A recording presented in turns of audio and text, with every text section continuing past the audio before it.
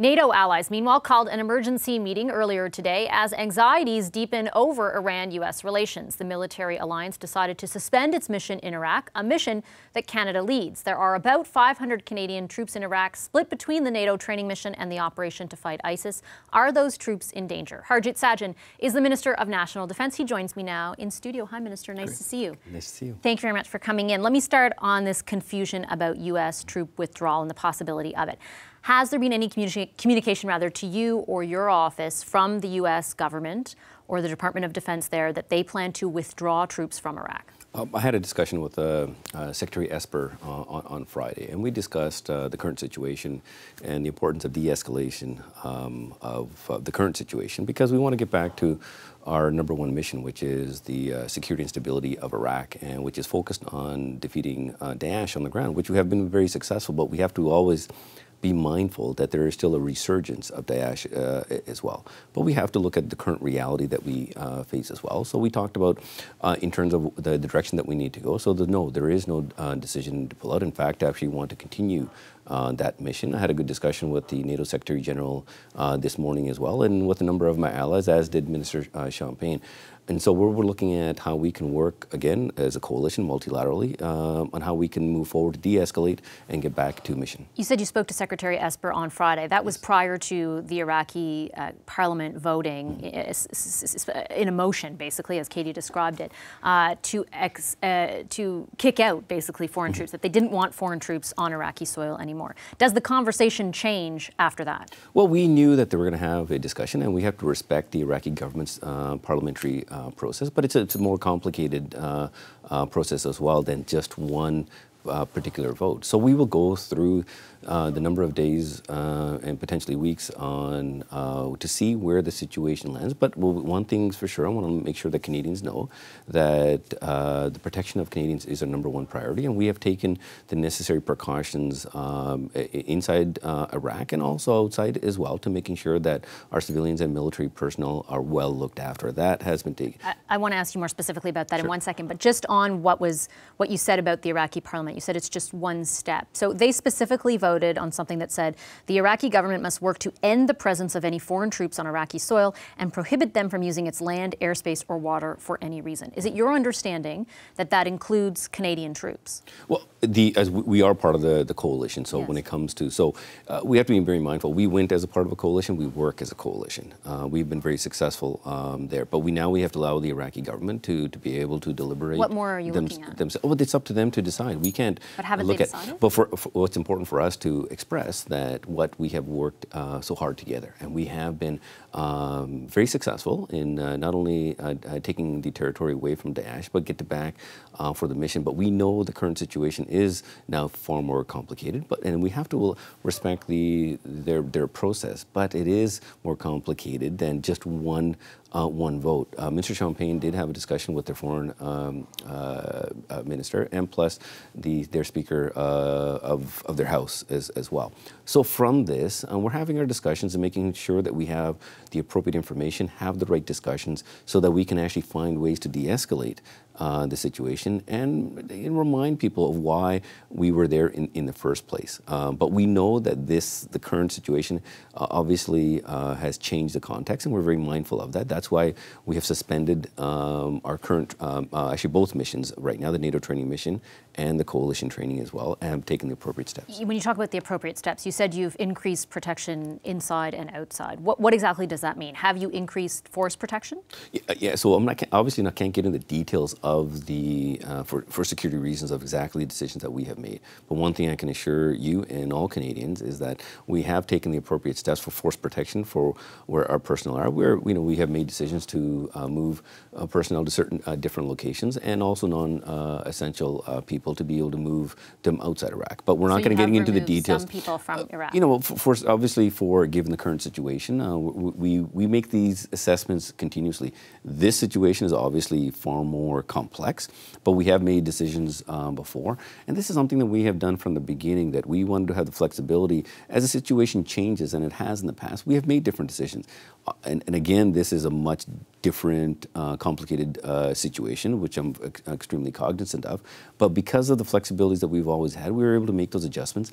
Now it's very important to have those discussions with our allies, like we're doing now, to making sure that we allow time to get a good understanding of what is going on, so the next decisions that we make are the ones that are actually going to impact. What we would like to do is get back to our training mission, including for NATO as well. In the discussion that I had with the NATO Secretary General and the press conference, he reiterated that. I just want to make sure we are clear for our viewers, though. When you say that some people have left, or that you've moved certain troops or Canadians to other places within Iraq, are you saying since the killing of the Iranian general, you have taken those actions? Yes, I mean, obviously, because of that current situation, we know this is not just a complicated, but it increases the risk to our personnel. So we're very mindful, as we said always, when we send our troops anywhere in the world, that we take the appropriate planning and resource our people well. And so now decisions have to be made, and this is what our senior leadership in the military are doing, to making sure that force protection is there, and the military assures me that it is. What the next steps are to making sure that while this is happening is now that we allow us to have a good understanding of what is going on. There's so many moving parts, so many different dynamics, that it's important to get a good grasp of the ground truth. And once we have that, we'll consult with our allies and make the appropriate decisions. Who are non-essential people? And can you tell us how many? No, again, I don't want to give any type of details from the planning, just for security reasons, because things can become very volatile. So I trust the experience. Those decisions have been taken in light of what's happened. Absolutely, and that's an important thing that we do for all our personnel, regardless of what mission that we send our folks to. Is it your preference? Is it the preference of the government of Canada that the Canadian troops remain in Iraq, remain in those missions? Well, we would like the mission to continue, because we'd remind Canadians and also people around the world, Daesh, they'd like to refer to themselves as ISIS, of what they did, not only inside Iraq, what they did in Syria, and the attacks that took place on our Western nations as well, to our allies. And so we can't allow a scourge like that to reconstitute and become that threat. So the work that we have done together, and especially the sacrifice that has been made by many nations, especially the Iraqi security forces, we want to make sure that we have those gains.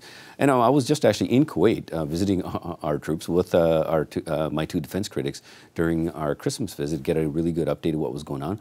We were mindful of the security concerns at that time, and we would always make the appropriate adjustments to making sure that our people are safe. If, like this memo signaled, there is some sort of thought or process beginning by which the U.S. might withdraw its troops, do you see the NATO mission or the mission in northern Iraq as sustainable without the U.S. troop infrastructure in place in Iraq? One thing is these decisions would not be made in isolation. We work as part of a coalition, so we will do it. But the U.S., I mean, essentially, they're going to make a decision about their troops. But I would, no. The relationships that we have and the work that we have done together, that's how good multilateral partners work. We have worked very well as a coalition, and our success is a result of a good, effective coalition working with our Iraqi security partners. You don't think the U.S. will make a decision about its troops without consulting other allies? They didn't consult them on this. In fact, actually, when it comes to big decisions of when it comes to working as a coalition on missions like this, yes, we will be discussing this as a coalition, and I had that discussion with Secretary Esper. When it comes to the security of our personnel, we knew that the increased indirect fire attacks that have come on our personnel, we knew that the increased threats that have happened in the region. Let's not forget. But did you know what was going to happen to the Iranian general? So we had an indication of something was going to happen. We did not know what was going to happen. But let's not forget what the Iranian regime has been doing with their proxy organizations in that region. They have been responsible for thousands and thousands of deaths. Just look at Syria alone in support of the Assad regime. Let's take in the countless deaths of the U.S. service folks. And let's not forget the increased threats to our own personnel recently as well. So we need to put that into context. Do you think the decision to kill the top general in that country in Iran was the right one? I'm not here to deliberate the decisions for the Americans, but one thing I can assure you is when we work as part of a coalition, safety of all our personnel is intertwined. We knew that the increase. You just went over what you perceive as the threat from Iran. Yes. So do you think that taking out that general was the right decision? The threat, the Iranian government's supporting of proxy organizations in that region, in Iraq, and also within the neighboring countries, is a threat to our troops, and it has been a threat to our troops. Okay, I'm going to leave it there. Thank you, Minister Sajjan. Pleasure as always to have you in. Great, thank you so much. Thank you, sir. As we've been discussing, there are several hundred members of the Canadian forces currently serving in the Middle East. Here's where they're stationed and what they're doing there. Canada has a major role to play in Iraq as part of Operation Impact. It leads NATO's mission there, which includes an assignment to train Iraqi security forces who are trying to prevent the rise and spread of ISIS. A source at National Defence estimates there are about 500 Canadian military personnel in the country. That mission is now suspended. 55 Canadian troops also serve in Egypt's Sinai Peninsula, a long-term mission to keep peace between Egypt and Israel. There are 7 Canadians stationed in Australia to patrol waters off the Middle East, and 4 Canadians serve in Lebanon, as well as the Golan Heights between Israel and Syria. Another 16 staff officers are assigned to missions in the Middle East, North Africa, and Asia. Canadian-led operations in Iraq are in a state of uncertainty and potential danger. Today, one mission, the NATO mission, was suspended following the assassination of Iran's top general on Iraqi soil last Friday and escalating rhetoric ever since. Canada says the mission, though, is not dead, and the estimated 500 Canadian troops in Iraq will remain there to see how it all plays out. Is that the right call? Retired Vice Admiral Robert Davidson served as Canada's military representative to NATO from 2012 to 2016. He's now a senior mentor at the Canadian Forces College and joins us from Victoria. And retired General Tom Lawson is, of course, a former Canadian Chief of Defence Staff. He joins us via FaceTime. Hello to both of you. Thanks very much for being with us. Pleasure. General Lawson, let me start with you because I interviewed the current Minister of Defence, Harjit Sajjan, off the top of the show, and he mentioned to me that since what happened on Friday or overnight on Thursday happened, they have moved some non-essential staff out of the country, and they have also moved some of the forces to other places in Iraq. He wouldn't elaborate on the specifics because of operational security, but could you give us an understanding of what might be taking place on the ground right now in response to the tensions in the region? Yeah, I think it's just smart, Vashi. What's happening is the government has asked the Chief of Defense to go to his colleagues in the coalition and find out what are some prudent steps to be taken here to increase the protection of all of those people in theater and near to the theater. And there's just no requirement to keep certain members there in this time of slightly heightened concern. So I think what you see is, to use a different term, a little bit of hunkering down as the mission as big decisions are taken on where the mission goes from here. Let me just quickly follow up with you, General Lawson, and ask when staff or people in the region, Canadians, are described as non-essential to the mission, what does that mean in layman's terms? Yeah, those would be people who support the mission, logisticians, very, very important to the mission, but not absolutely requiring them there right at this moment. Now, if the mission were to continue, those people are going to have to return to be in place to carry out their duties, which take place with some regularity. Vice Admiral Davidson, I think a lot of Canadians are watching all of this unfolding and worried about the safety and security of those troops in Iraq. I know you're not on the ground there, but based on what you're seeing and what you're hearing, how perilous a situation is it? How dangerous is it right now for those troops? Well, it is going to be of risk for them at the moment, isn't it? I mean, we don't know what's going to happen. We don't know what kind of reaction the Iranian government, local militias might take. So it's important for us to be prudent at this time, wait and see what happens, and take some cautionary measures as we see the situation develop. Vice Admiral, let me just follow up with you on that. When you're talking about, and Minister Sajjan spoke about it as well, but the idea of assessing exactly what's happening, figuring out what has to happen with the missions. What kind of criteria, again in layman's terms, is being assessed? How do you make the decision whether or not to continue, for example, the troops' presence in Iraq? Well, you have to balance what you can accomplish against the risk that exists to the personnel that are there. So what the government has to do and what the Chief of Defense Staff has to do is look at the intelligence, look at what the situation is as it's developing, what risks there are to our personnel, and at the same time consider what they can accomplish. Can they carry on with the training mission? What elements of that mission might they be able to do inside or outside of the wire, as it were? So all of those things need to be balanced, and I think there's probably a sweet spot to be found at any time as this crisis develops. General Lawson, there's also the added component of the Iraqis and the Iraqi parliament, and they voted over the weekend. They voted in sort of this symbolic motion saying that they didn't want foreign troops on their soil anymore. How significant do you view that as? Well, you certainly can't dismiss it. I mean, Prime Minister Modi, in charge of Parliament, is giving an initial reaction, but he's got a lot of things in play here. He's trying to balance the compulsion of maintaining a good, tight relationship with the coalition, which really was first and foremost primary in getting rid of the ISIS threat over the most recent 5 years. And yet he's got Iran right beside him there, and a lot of Shias inside Iraq who are very supportive of Shia-backed and Iranian-backed Shia militias in Iraq. So I think for them to make some sort of show of outrage regarding this assassination was good politics, and it buys some time for them now. Things don't move very quickly in their parliament either, so it buys them some time to really decide exactly what to do, to see how strongly the Iranians will react and what reaction the Iranians may almost demand of them.